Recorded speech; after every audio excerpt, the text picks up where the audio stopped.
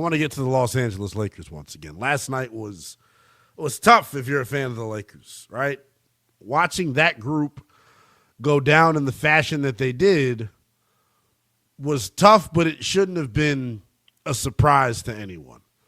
No Luka, Austin Reeves not at 100%, and LeBron James at 41, 42, 43, however old he is, too damn old to be the number one option, I'll tell you that. What the Lakers have proved here throughout the course of the regular season and throughout this postseason run as well, the Los Angeles Lakers have been the worst run franchise in the NBA since Rob Pelinka took over as the general manager in 2017. And this year was no different. From a roster construction standpoint, and some people are going to say, well, who else were they supposed to bring in, Lynnell? Night in and night out, they trotted out the worst 1-2 punch at center in the NBA between DeAndre Ayton and Jackson Hayes. You think about Luka Doncic and the style of player that he is and what he had success with in Dallas. I'll tell you what, Derek Lively, Daniel Gafford, no one would ever mistake them for DeAndre Ayton or Jackson Hayes. And I'm not sitting here acting like, Daniel Gafford and Derek Lively are two super bigs in this league. They're average players. Average. But there is a certain skill set that your five-man needs to have when playing with Luka Doncic, when trying to maximize one Luka Doncic. So for Rob Pelinka and company to put this roster together, basically with their eyes closed, it felt like they did a fantasy draft on 2K. That's how they put the roster together. When you think about it from that context, it shouldn't be a surprise that the Lakers got bounced in the fashion that they did. It shouldn't be a surprise that there are a bunch of questions facing this group moving forward. Rob Pelinka gave some insight earlier today in terms of what's next for the Los Angeles Lakers. The first thing that he mentioned, I was purely fascinated by. Rob Pelinka says the Lakers will be hiring a pair of assistant general managers. Pelinka says one will be in charge of scouting and development, and the other will be in charge of data, strategy, and analytics. AKA, this is Rob Pelinka saying, I don't know what the hell I'm doing. From a scouting standpoint, from a development standpoint, from an analytics standpoint, from a data standpoint, my head's between my ass, and I'm clueless. When you look at the draft track record of the Los Angeles Lakers, I say it all the time, and we said it here last night on this show. If LeBron James didn't bring his happy ass to Los Angeles, where would the Lakers be right now? They would be the bottom feeders of the Western Conference. LeBron James single-handedly saved the Lakers from becoming totally irrelevant. Why have the Lakers been irrelevant? Why have the Lakers been irrelevant? Because year in and year out, Rob Pelinka vomits down his leg when it comes to making decisions in the NBA draft. I will give you the draft track record since 2017. All of the piss-poor ass decisions that Rob Pelinka has made. In 2017, his first draft as the man, his first draft in charge, he made the fireable offense and decision of selecting Lonzo Ball over Jason Tatum, number 2 overall. And honestly, I should just stop there. I should just stop there in terms of the mistakes that he made.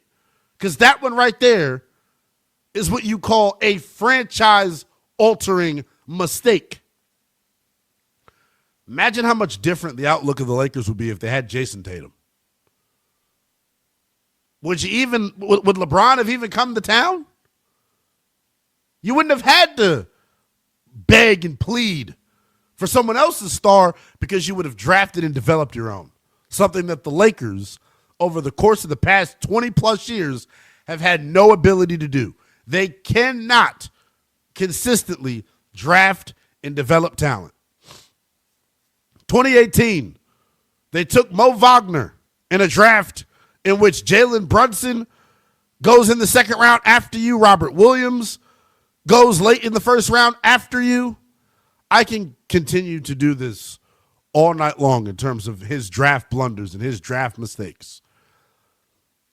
You're not going to ever bat 1,000 when it comes to the draft. It's a total crapshoot. But some of his misses are egregious. 2020. I don't know. There's this two-way superstar. There's this all-defensive player that's starring right now in the Western Conference semis for the Timberwolves. I think his name is Jaden McDaniels. Oh, he was also a draft pick of the Los Angeles Lakers. Then they decided to trade him for Dennis freaking Schroeder. So if you're a Laker fan out there and you're questioning why with Luka Doncic your future isn't so bright, it's because of the folks who are in charge. It's because of the decision makers in Los Angeles, Rob Pelinka being the main culprit. But as we talked about last night, the Lakers have tough decisions to make. They do. We don't know what LeBron James is going to choose to do. We don't know what Austin Reeves is going to choose to do. I want to start with him, though. We've been talking about it the last couple of days. I brought it up first last week when he first made his return. Austin Reeves in this postseason clearly has not looked like the dude we saw that had a career year in the regular season. He's been sped up. The physicality's bothered him. And he doesn't look like a guy that should be the number one option or the number two option on a basketball team. But for him, lucky for him, he's got a $14 million player option for the 2026-2027 season. Based off of what he did throughout the course of the regular season, there's no way in hell we're going to see Austin Reeves opt into that player option. If he chooses to opt out, the most he can sign for elsewhere, 4 years, $177 million. The most he can sign with the Lakers, 5 years, $239 million. Rob Pelinka and the two future GMs that you're about to hire, don't be stuck on stupid. If the Lakers decide to give Austin Reeves a 5-year Supermax contract, everybody in the organization deserves to be fired. Bottom line. You let Austin Reeves go get overpaid by some other stupid franchise. How about you finally make a move with some foresight? You know in your heart of hearts that Austin Reeves is not the guy. You know in your heart of hearts that he can't be the second best player on a championship team. You know that. So why mess around and pretend as if you're going to pay him? That's exactly what Rob Pelinka did earlier this afternoon. Here is current Lakers GM Rob Pelinka speaking earlier about what is next when it comes to Austin Reeves and his future in Los Angeles. In terms of Austin Reeves started his NBA odyssey actually with the Lakers on that court right over there. I remember it was a draft workout. In fact, I was talking to Austin last night. He was having a pregame meal talking about how drained and exhausted he was by the draft workout process and that somehow he mustered up strength to have a great Lakers workout. I remember actually being here with my son on that court watching that, which is one of the turning points of getting him here, just that workout and how he approached it. But he started his journey here as a Laker and has made it very clear to us that he wants his journey to continue as a Laker. And we feel the same way. We want his odyssey to continue to unfold in the purple and gold.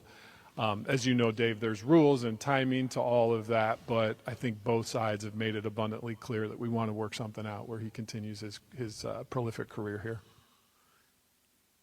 If you're a Laker fan out there, whatever they choose to do with Austin Reeves, as long as it doesn't end up in a max contract, I think you'll be fine. But the reality is, if you're the Lakers, like, even if you do bring back Austin Reeves, right, you still would have to bring back LeBron James. See, Earlier this afternoon, Pelinka referenced the stretch during the month of March in which the Lakers went 16-2. And that was when you first saw LeBron buy in to being the third option. It's when you first saw him buy in to being that third option. They went 16-2, big-time wins over all the top teams in the West. I said it before the playoffs started. There was no team that needed to be healthy going in more than the Lakers, because the Lakers needed to figure out what they had in this group in the postseason. It's one thing to see it during an 18-game stretch during the regular season, but seeing it during the postseason is different. Seeing it in the NBA's second season is different. When the defense ratchets up, when the intensity is a lot higher, it's different. The Lakers, to their credit, for whatever decision they choose to make this offseason, the one thing they always have up their sleeve and in their back pocket, if you're Rob Pelinka, is they never saw the best version of themselves in the postseason. Why? Because your top two scoring options, Luka Doncic and Austin Reeves, were never healthy. They were never healthy. So if you're a Lakers fan out there and you're thinking about the possibility of running it back, that's what it seems like the Lakers are open to doing. That, to me, would be the stupidest decision possible. Running it back, to me, is not the option here for the Los Angeles Lakers. How do you run it back? You run it back by getting Austin Reeves to re-sign to a team-friendly deal. You also run it back by getting LeBron James to commit to you for 1 or 2 more seasons. Here is Rob Pelinka talking about the future of one LeBron James in Los Angeles. In terms of LeBron, we probably haven't seen a player that has honored the game to the extent that he's honored the game. He's given so much to his teammates, to this organization. And the thing we want to do more than anything else is honor him back. And I think the first order of business there is allowing him to spend the time he needs to decide what his next step are. Does he want to play another year in the NBA? And that'll be, as he said to you guys last night, family time, I think time with his inner circle. And we just want to honor that for him. Of course, any team, including ours, would love to have LeBron James on their roster. That's a blessing in itself, just with what he does. Rob Pelinka stating the obvious. Here's the other thing about this. Rob can play nice in front of the media all he wants.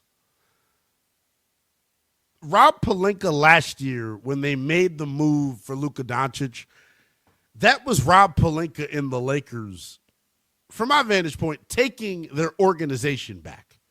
That was them taking power back from Clutch Sports, LeBron James, and Rich Paul. They traded Anthony Davis in the middle of the night.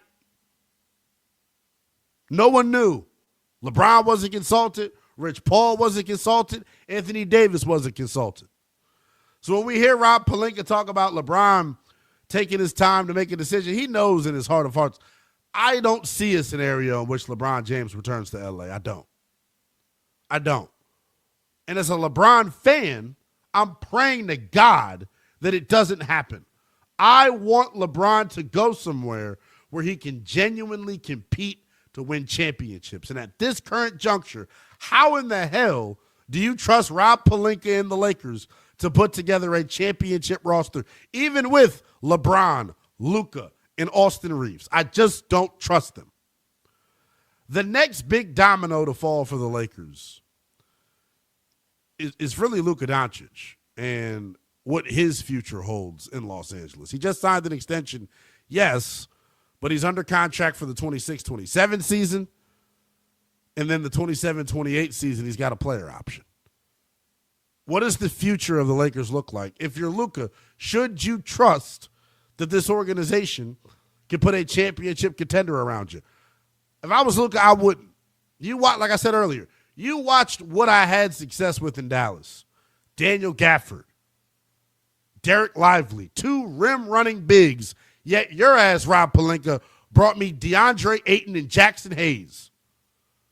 2 7-foot softies cosplaying NBA centers. Come on. Could have done a hell of a lot better if you were Rob Pelinka in the Lakers. If I was Luka, I wouldn't trust it. Here's Rob Pelinka talking about the future of Luka Doncic and whether or not they'll be consulting him this time around on offseason decisions. Luka, knowing that he's kind of the North Star of this franchise right now, and has he communicated to the front office what he would like the team to look like going into next season? Yeah, I think the key word is that's an ongoing collaborative process. It's not, hey, I want X, Y, and Z. So we're in constant communication with him and his team. I plan on seeing him before he takes off to go home and spend some time with his daughters. We're going to get together, I think, on Friday or Saturday. So ongoing dialogue. He's an incredible partner. His basketball IQ on the court is something we get to see, I think, as fans. JJ and I get to see his basketball knowledge in terms of other players in the league and the way he wants to play and who he wants to play with. His knowledge base is vast, and so those dives and collaborations with him are actually really inspirational. And he also does it in a way where he wants to do his job great, and he wants to let JJ do his job great and let me do my job great. So they really are productive conversations through that lens. Well, something's going to have to give here when it comes to Luka and the Los Angeles Lakers in terms of, well, what do we do next? How do we move forward and ensure that all parties are equally, pleased and on board for what the plan is moving forward? Because there's got to be a plan moving forward. There's got to be. There's got to be a plan post-LeBron. There's got to be a plan if LeBron decides to ultimately come back. Why the hell is this doing this? And as things currently sit, that plan doesn't seem too concrete. The Lakers got to figure out here, though, what Austin Reeves is going to do, what LeBron James is going to do. If both of those two dudes decide that they want to return, the ball is then in Los Angeles' court in terms of, well, do we want them back? I say it all the time about the NBA postseason. When you fall short of expectations, there are usually sweeping consequences that come. We await the consequences that come for the Los Angeles Lakers